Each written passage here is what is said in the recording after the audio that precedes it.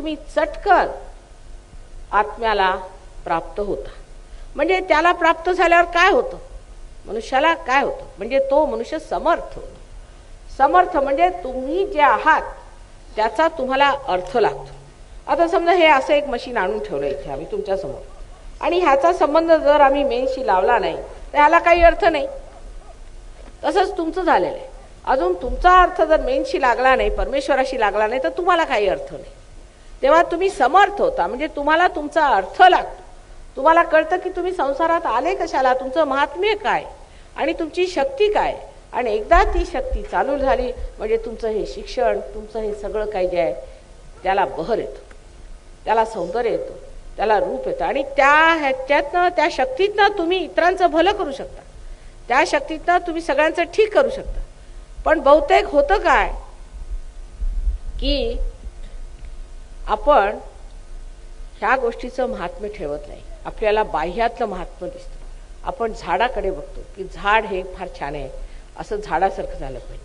पण हे झाड सुद्धा जर त्याची मुळं ठीक नसली तर हे झाड सुद्धा मरून जाणार. तसंच आहे आपलं शिक्षण, हे ठीक असलं पाहिजे पण त्याच्या मुळात आपल्याला जायला पाहिजे. आताच आपण म्हटलं ना, सरस्वतीची वंदना केली, पण आता सरस्वतीपर्यंत पोहोचलं पाहिजे. तिची शक्ती आपल्यामध्ये वाहत आली तरच आपण सरस्वती पुत्र होऊ.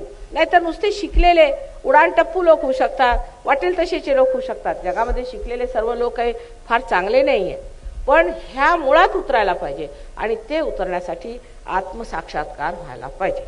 आता ही जी आत्मसाक्षात्काराची जी योजना आहे ती परमेश्वराने केलेली आहे. त्याच्यासाठी तुमच्यामध्ये कुंडलिनी म्हणून शक्ती आहे, ती शुद्ध इच्छा आहे.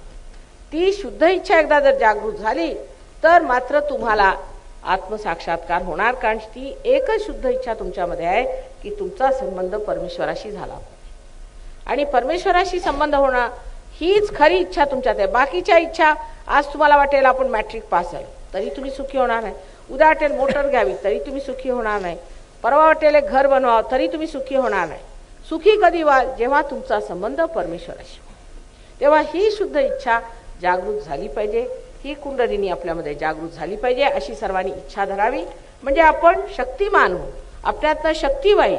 ही जी सर्व शक्ती जी हे सगळ्या झाडांना हिरवं करते, नंतर जेवढी जिवंत कार्य संसारातली करत आहे, ती शक्ती सगळीकडे अणुरेणूत पसरलेली आहे. ती शक्ती आपल्या हातात वाहू लागली म्हणजे आपण समर्थ होणार आणि आपण शक्तिवान होणार.